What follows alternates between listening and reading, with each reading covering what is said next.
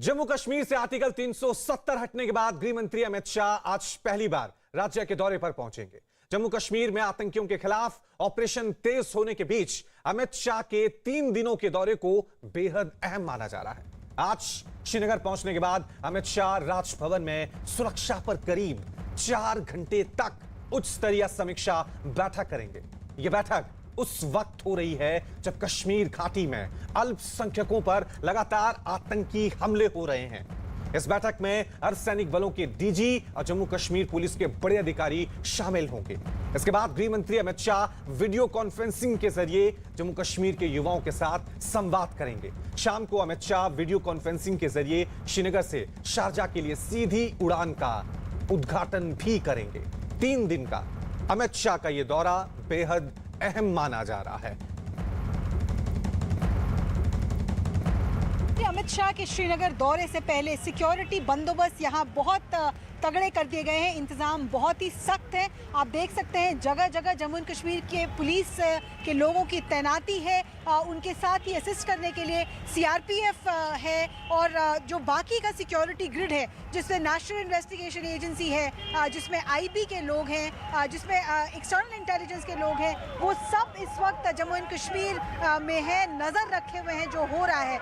बहुत जगहों पे ये आप देख रहे हैं ट्रैफिक पुलिस जो है ये भी लगातार पेट्रोलिंग कर रही है। उस तरफ जो गाड़ी आप देख रहे हैं गुनीत मेरे विजय आपको दिखाएंगे, जो बख्तरबंद गाड़ियां हैं वो भी खड़ी हैं।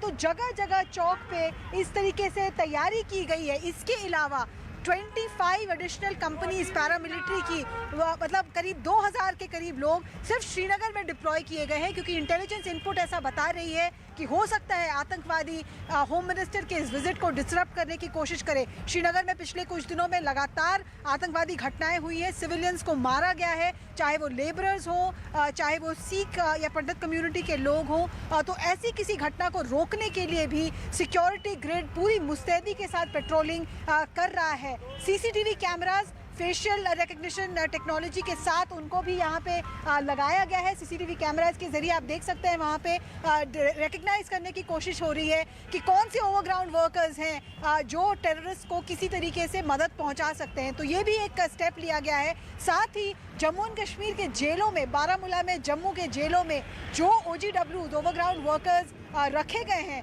उनमें से 26 को दिल्ली के रास्ते आगरा भेजा जा रहा है, क्योंकि ऐसा मानना था कि जेल के अंदर रहकर भी वो अपना टेरर नेटवर्क ऑपरेट कर रहे थे।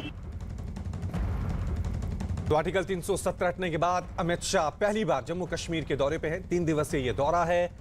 सुरक्षा के लिहाज से अमित शाह का ये टूर काफी अहम माना जा रहा है, क्योंकि जिस तरह से पिछले दिनों में टारगेटिंग किलिंग जम्मू कश्मीर में देखने को मिली है, अल्पसंख्यकों पर आतंकियों ने लगातार अटैक किए हैं, उसको लेकर अमित शाह आज 3 दिवसीय दौरे पर श्रीनगर पहुंचने वाले हैं। करीब 1 बजे अमित शाह श्रीनगर पहुंच जाएंगे।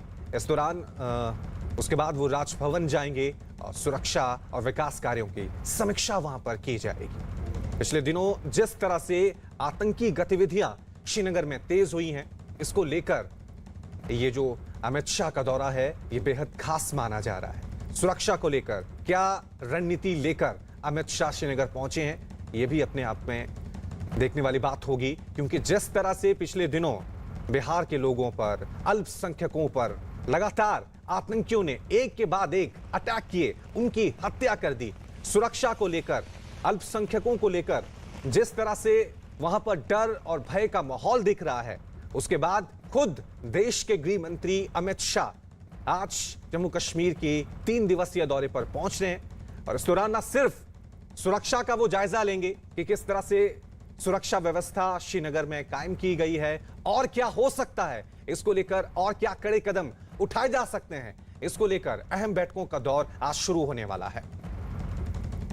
और इस खबर पे और ज्यादा जानकारी के लिए सीधा रुक करते हैं मेरे सहयोगी लाल चौक से रिफत अब्दुल्ला मेरे साथ बने हुए हैं। रिफत, लगातार हम देख रहे हैं जब से अमित शाह के इस दौरे का ऐलान हुआ है तब से मैं देख रहा हूं श्रीनगर में बारिश हो रही है, बर्फबारी हो रही है, माहौल काफी कूल हो गया है, लेकिन जो राजनीतिक हलके हैं या आतंकियों में सरगर्मी तेज हो गई होगी, क्योंकि अमित शाह वही शख्स हैं जिन्होंने आर्टिकल 370 हटने का ऐलान किया था।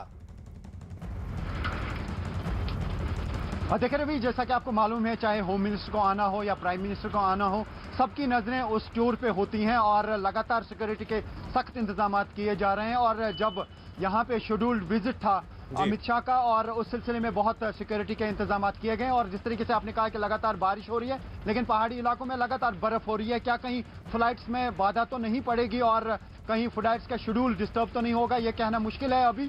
लेकिन जिस तरीके से आपने कहा कि शेड्यूल्ड मीटिंग जो है वो सिक्योरिटी का रिव्यू, जो ही वो यहाँ पे पहुंचेंगे उसके बाद राजभवन में जो है सिक्योरिटी का रिव्यू लिया जाएगा। जो सिक्योरिटी के आला अधिकारी हैं वो उस मीटिंग में शिरकत करेंगे, लेफ्टिनेंट गवर्नर भी उस मीटिंग में होंगे। लेकिन उसके बाद जो है 4:45 बजे के करीब यूथ क्लब्स के साथ वो मीटिंग करेंगे वीडियो कॉन्फ्रेंसिंग के जरिए। और 6 बजे के करीब जो यहाँ से शारजा आज फ्लाइट जाएगी, एक इंटरनेशनल फ्लाइट जो आज यहाँ श्रीनगर एयरपोर्ट से जाएगी, उसका वो उद्घाटन करेंगे। और उसके बाद कल वो जम्मू में उनका प्रोग्राम है और शायद 25 को फिर से श्रीनगर में उनका प्रोग्राम होगा। तो ये बहुत ही इंपॉर्टेंट दौरा है। जिस तरीके से आपने कहा कि लगातार जो सिविलियन किलिंग्स हुई और उसमें बिहार के मजदूर भी शामिल हैं, यूपी का एक मजदूर भी शामिल है, और यहाँ के जिस तरीके से ML बिंद्रू हैं उसकी हत्या की गई, इस सिलसिले में सिक्योरिटी का जायजा बहुत जरूरी समझा जा रहा था और वो लिया जाएगा। हालांकि सिक्योरिटी के सख्त इंतजाम वैसे ही कश्मीर में किए गए हैं, जगह जगह पे नाके लगा दिए गए, इवन मोटरसाइकिल्स वगैरह जो है काफी सारे सीज भी कर दिए गए। भारत सरकार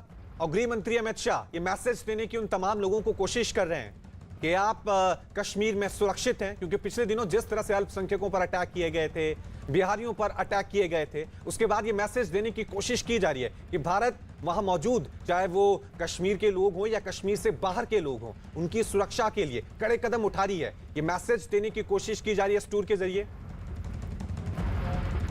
देखिए, जिस तरीके से जैसा मैंने कहा कि जिस टाइम पे वो आ रहे हैं, हालांकि पहले से ही शेड्यूल्ड विजिट था, लगातार यूनियन मिनिस्टर्स यहाँ पे आ रहे थे, लेकिन होम मिनिस्टर का कश्मीर विजिट हमेशा इंपॉर्टेंट रहता है सिक्योरिटी के हवाले से। यही वजह है कि सिक्योरिटी का भी जायजा लिया जा रहा है। लेकिन जब ये हत्याएं हुई उसके बाद ज़्यादा अहम बन गया है होम मिनिस्टर का टूर। जैसा कि आपने कहा कि 370 और 35 से हटाए जाने के बाद होम मिनिस्टर यहाँ पे नहीं आए थे, तो यहाँ पे सिक्योरिटी के सख्त इंतजाम वैसे ही किए गए हैं। उनके दौरे से पहले जगह जगह पे नाके लगा दिए गए, लगातार लोगों की तलाशियां ली जा रही हैं और काफ़ी सारी बाइक्स जो हैं वो भी सीज कर दी गई। हालांकि IGP का कहना है कि उसके साथ होम मिनिस्टर के विजिट के साथ उन चीज़ों का कुछ नहीं है, लेकिन ये समझा जा रहा है कि होम मिनिस्टर के विजिट के सिलसिले में ही सिक्योरिटी सख्त कर दी गई है और राजभवन वो पहुँच के बाद में सिक्योरिटी का जायजा लेंगे। लेकिन सबसे बड़ा सवाल यही है कि क्या कोई राजनीतिक तौर पे वो कोशिश करेंगे, किसी चीज़ का ऐलान करेंगे। हालांकि कुछ प्रोजेक्ट्स का वो फाउंडेशन स्टोन भी शायद रखेंगे।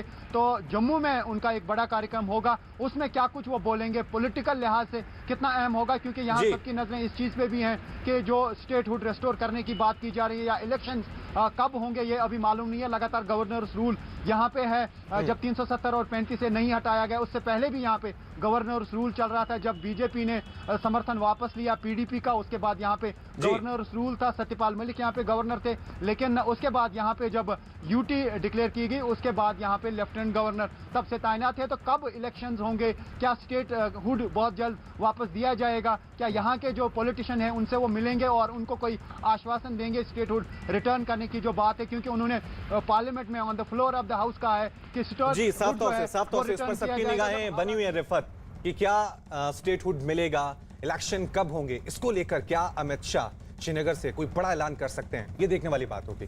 वहीं जम्मू कश्मीर के पुंछ में सर्च ऑपरेशन के दौरान सुरक्षा बल ने 2 जगहों से ID बरामद कर ली है। ये ID मुठभेड़ के दौरान जवानों को निशाना बनाने के लिए आतंकियों की ओर से लगाई गई थी। पुंछ में 13 दिनों से आतंकियों के साथ सुरक्षा बल की मुठभेड़ लगातार जारी है। सुरक्षा बल ने आतंकियों की घेराबंदी को और भी मजबूत कर दिया है। जिस जगह पर आतंकियों को घेरा गया है वहां आने जाने वाले सभी रास्तों को सील कर दिया गया। पिछले 13 दिन से यह पुंछ में लगातार एनकाउंटर चल रहा है।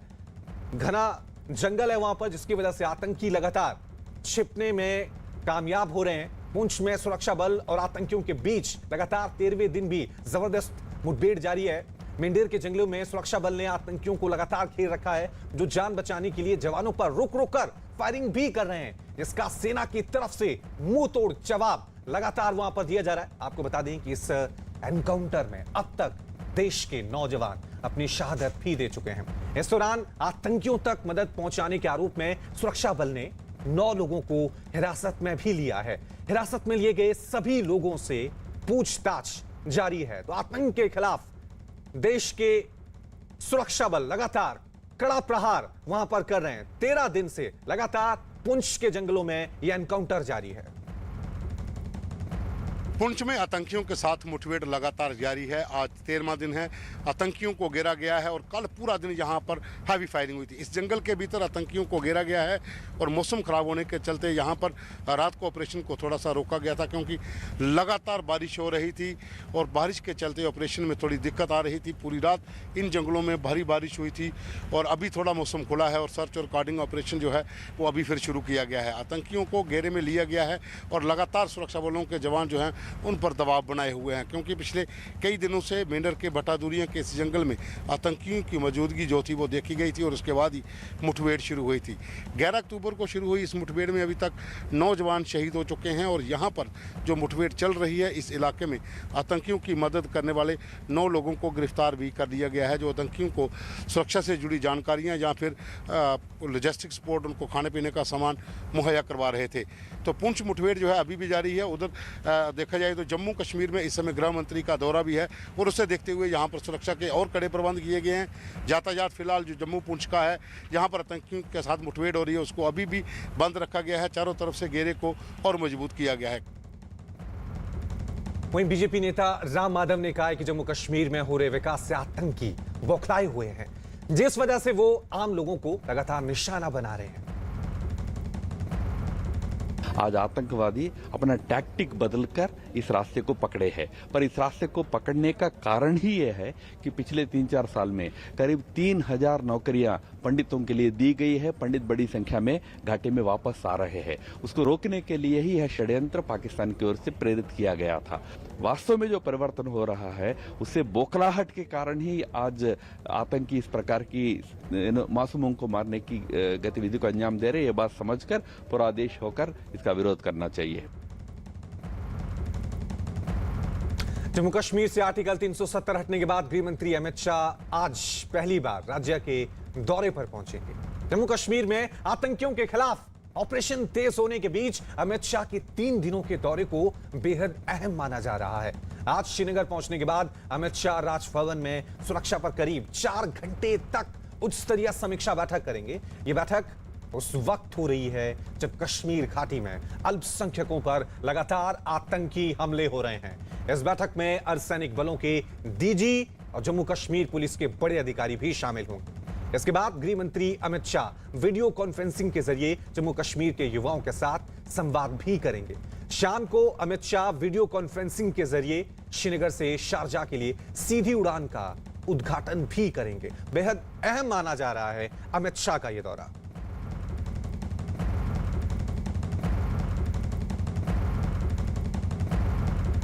वही जम्मू कश्मीर के पहाड़ी इलाकों में हो रही भारी बर्फबारी के बीच श्रीनगर में कल रात से बारिश भी हो रही है, जिसकी वजह से वहां काफी ठंड बढ़ गई है। गुलमर्ग, सोनमर्ग कई इलाकों में 3 से 6 इंच तक बर्फ गिरी है।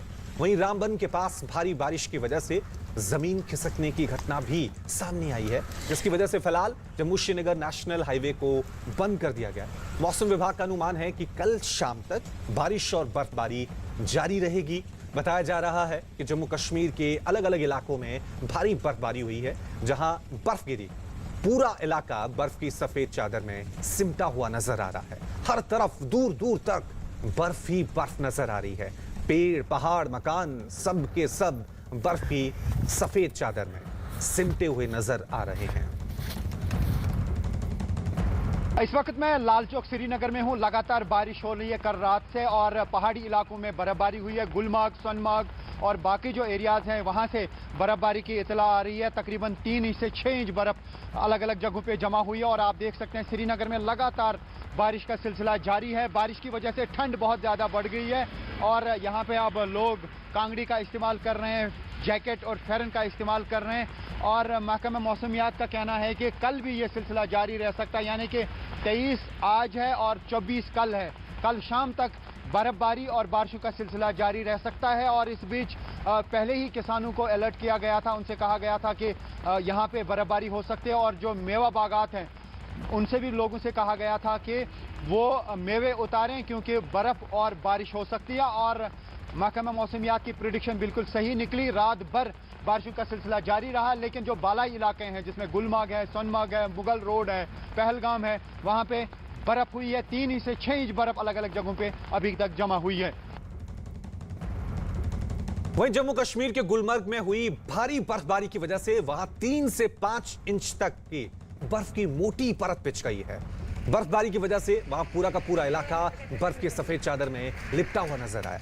बताया गया कि इस बर्फबारी की वजह से वहां कई रास्ते भी बंद हो गए। साथ ही मौसम के बदले मिजाज की वजह से वहां ठंड भी काफी बढ़ गई है। मकानों की छतों के ऊपर बर्फ की मोटी परत बिछ गई है। पेड़ पौधे भी बर्फ से लद गए हैं। सड़कों पर खड़ी गाड़ियों पर बर्फ ने कब्जा जमा लिया है। भारी बर्फबारी की वजह से दूर दूर तक सिर्फ बर्फ ही बर्फ नजर आ रही है।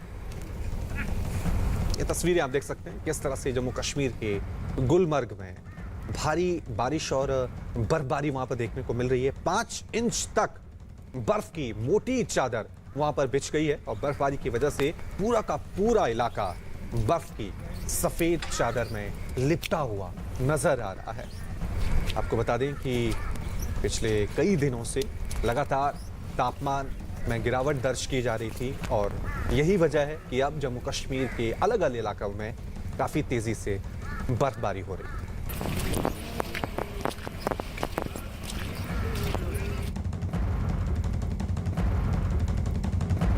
और इस वक्त की एक और बड़ी खबर आपको बता दें, शाहरुख खान की मैनेजर एनसीबी दफ्तर पहुंची हैं। पूजा ददलानी एनसीबी ऑफिस पहुंची हुई हैं। न्यूज 18 के आशीष सिंह की ये खबर है।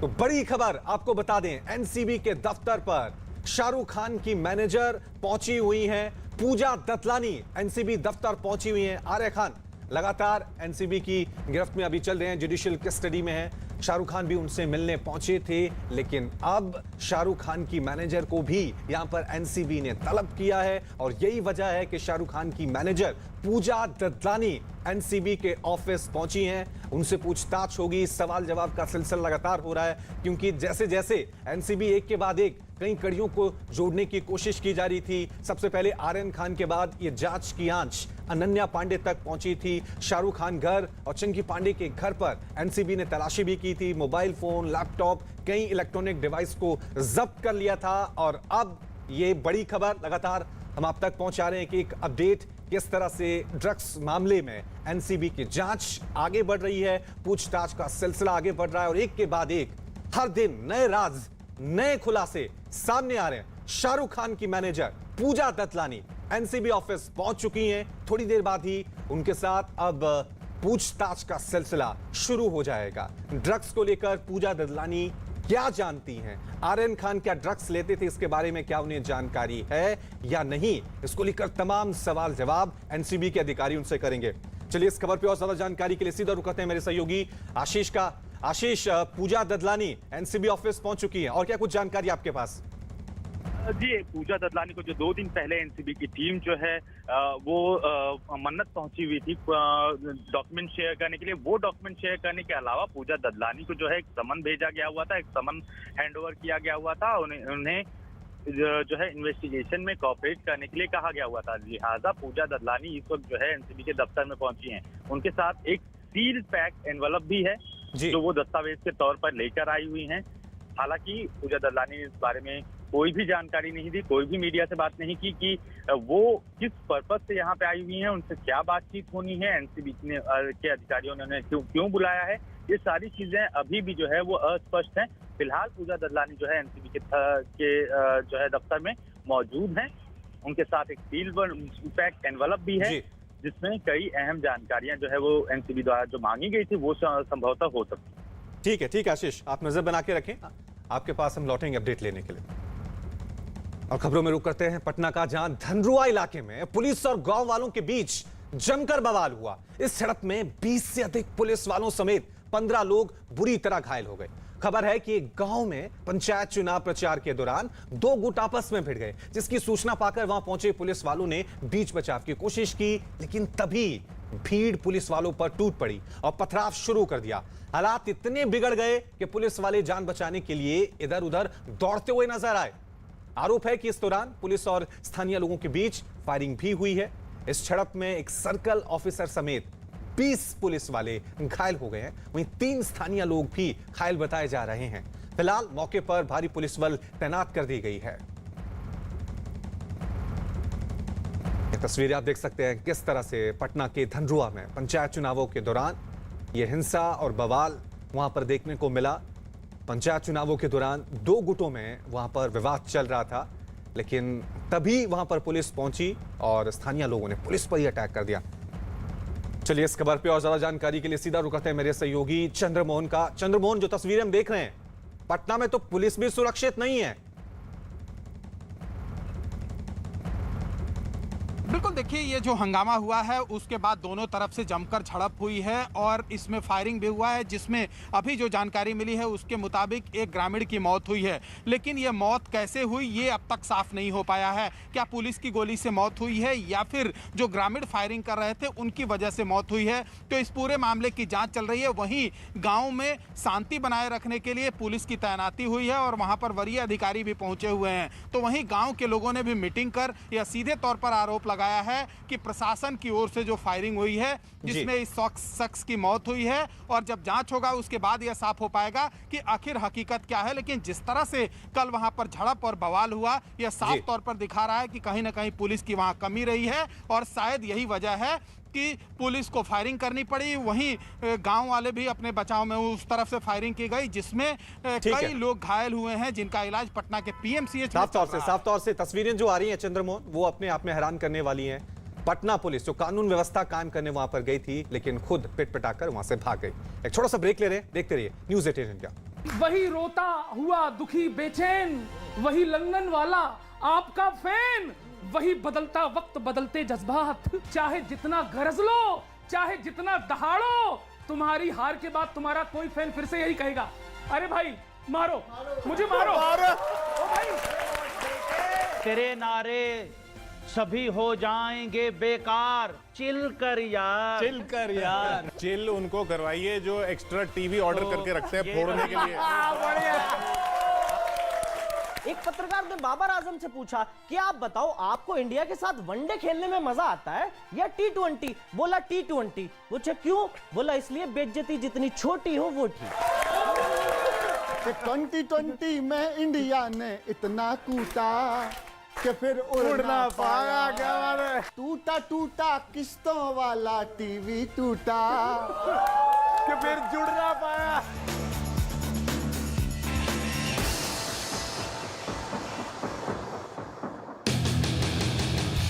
जब T20 वर्ल्ड कप में भारत और पाकिस्तान का होगा महामुकाबला, तो हिंदुस्तान के जोश, जुनून और जज्बात के आगे दुबई का बुर्ज खलीफा भी बौना साबित हो जाएगा। देखिए मेरे यारी अमृत आनंद के साथ भारत पाकिस्तान मुकाबले की सबसे बड़ी कवरेज दुबई से लाइव। जीतेगा तो इंडिया ही। इस दौरान उन्होंने